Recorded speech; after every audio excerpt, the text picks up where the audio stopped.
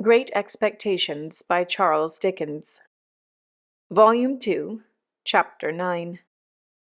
It was clear that I must repair to our town next day, and in the first flow of my repentance it was equally clear that I must stay at Joe's. But when I had secured my box-place by tomorrow's coach, and had been down to Mr. Pocket's and back, I was not by any means convinced on the last point, and began to invent reasons and make excuses for putting up at the Blue Boar. I should be an inconvenience at Joe's. I was not expected, and my bed would not be ready. I should be too far from Miss Havisham's, and she was exacting and mightn't like it. All other swindlers upon earth are nothing to the self-swindlers, and with such pretenses did I cheat myself. Surely a curious thing, that I should innocently take a bad half-crown of somebody else's manufacture is reasonable enough, but that I should knowingly reckon the spurious coin of my own make as good money. An obliging stranger, under pretense of compactly folding up my banknotes for security's sake, abstracts the notes and gives me nutshells. But what is his sleight of hand to mine, when I fold up my own nutshells and pass them on myself as notes? Having settled that I must go to the Blue Boar, my mind was much disturbed by indecision whether or no to take the Avenger. It was tempting to think of that expensive mercenary publicly airing his boots in the archway of the Blue Boar's posting-yard.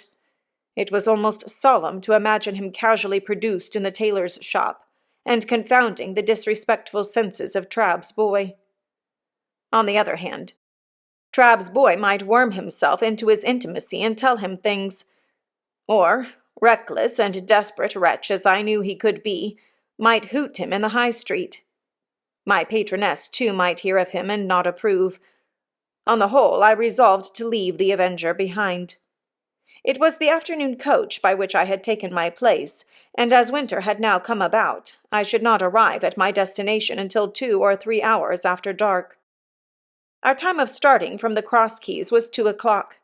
I arrived on the ground with a quarter of an hour to spare, attended by the Avenger, if I may connect that expression with one who never attended on me if he could possibly help it.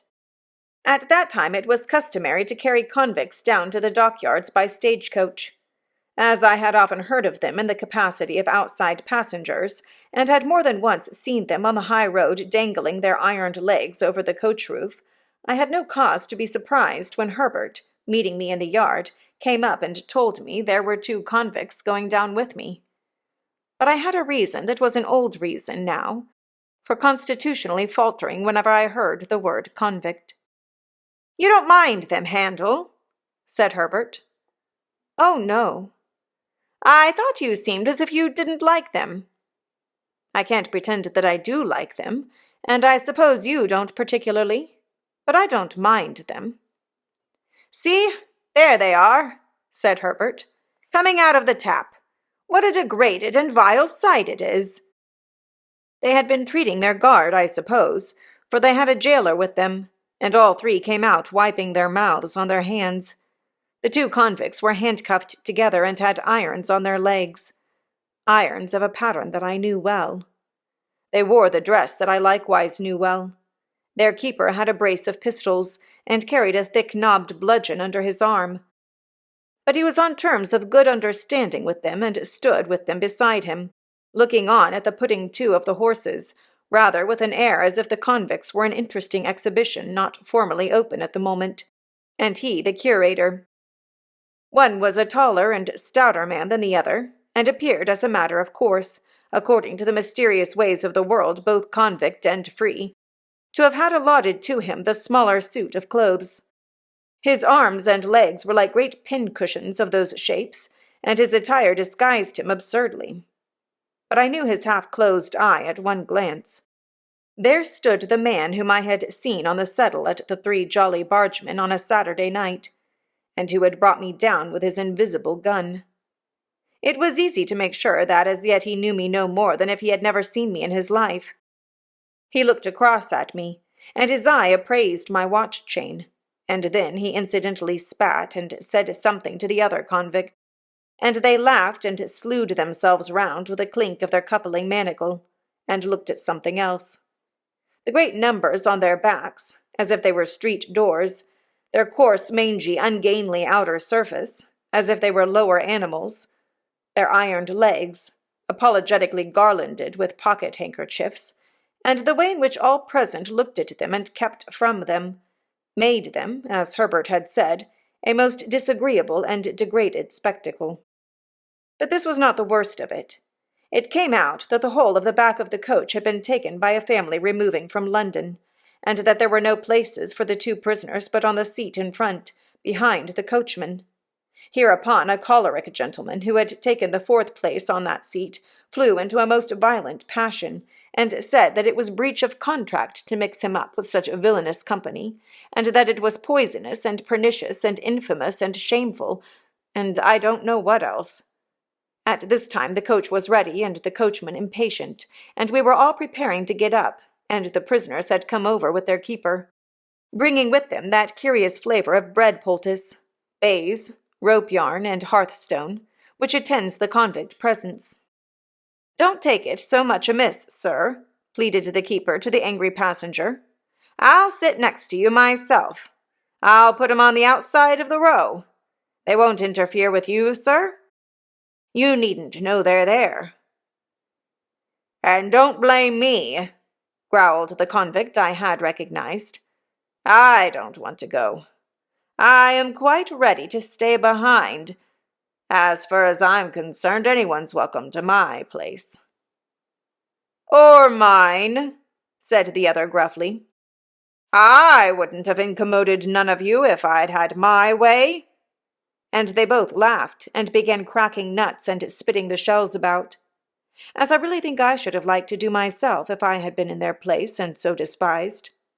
At length it was voted that there was no help for the angry gentleman, and that he must either go in his chance company or remain behind.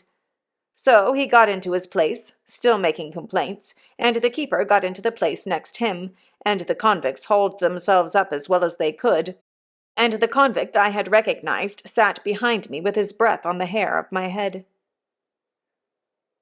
"Good-bye, Handel," Herbert called out as we started. I thought what a blessed fortune it was that he had found another name for me than Pip. It is impossible to express with what acuteness I felt the convict's breathing, not only on the back of my head, but all along my spine.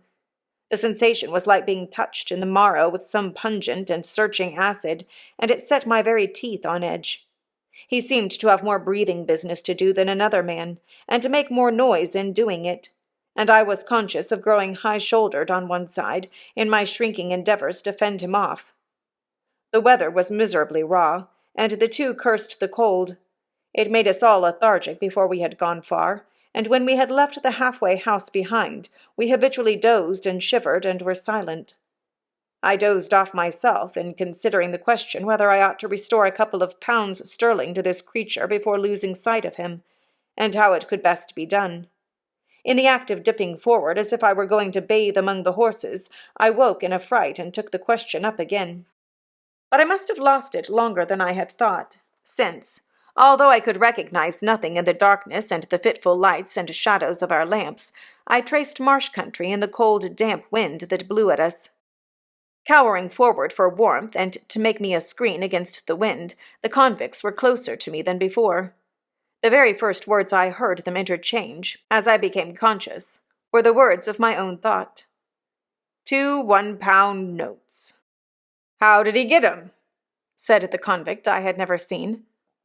"How should I know?" returned the other. "He had 'em stowed away somehows. Give 'em by friends, I expect." "I wish," said the other with a bitter curse upon the cold, "that I had 'em here. 1-pound notes or friends?" 1-pound notes. I'd sell all the friends I ever had for one, and think it a blessed good bargain. Well, so he says, resumed the convict I had recognized. "It was all said and done in half a minute, behind a pile of timber in the dockyard. You're a-going to be discharged." Yes, I was. Would I find out that boy that had fed him and kept his secret, and give him 2 1-pound notes? Yes, I would. And I did." "More fool you," growled the other. "I'd have spent 'em on a man, in wittles and drink. He must have been a green one. Mean to say he knowed nothing of you?" "Not a ha'porth. Different gangs and different ships. He was tried again for prison breaking and got made a lifer." "And was that, honor, the only time you worked out in this part of the country?" "The only time." "What might have been your opinion of the place?" "A most beastly place. Mudbank, mist, swamp, and work. Work, swamp, mist, and mudbank." They both execrated the place in very strong language, and gradually growled themselves out and had nothing left to say. After overhearing this dialogue, I should assuredly have gone down and been left in the solitude and darkness of the highway, but for feeling certain that the man had no suspicion of my identity. Indeed, I was not only so changed in the course of nature, but so differently dressed and so differently circumstanced, that it was not at all likely he could have known me without accidental help.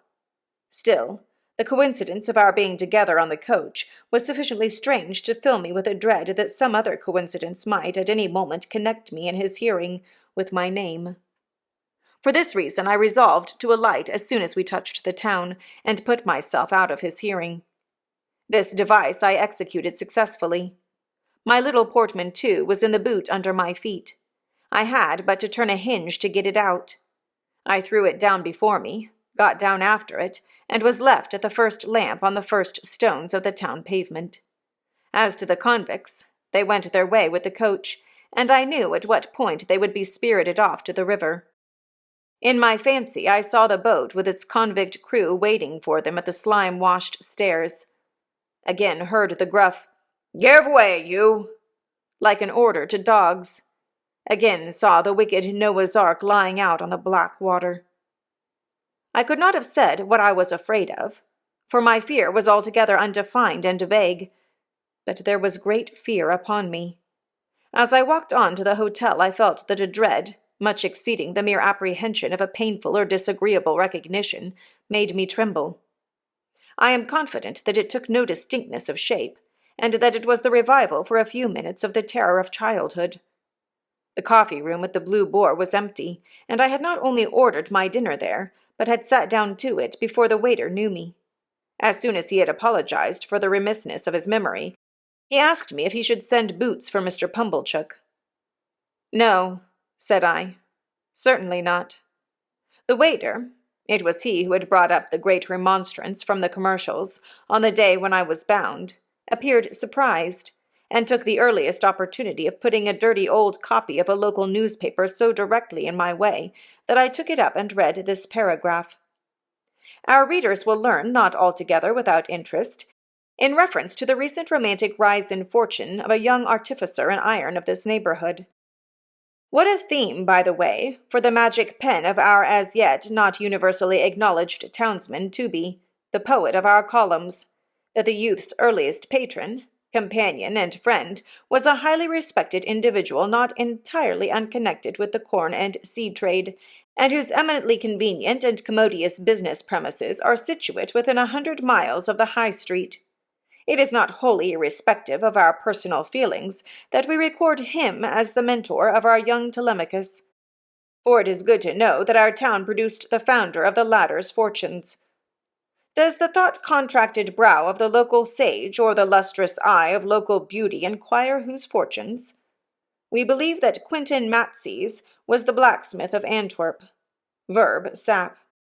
I entertain a conviction, based upon large experience, that if in the days of my prosperity I had gone to the North Pole, I should have met somebody there, wandering Eskimo or civilized man, who would have told me that Pumblechook was my earliest patron and the founder of my fortunes.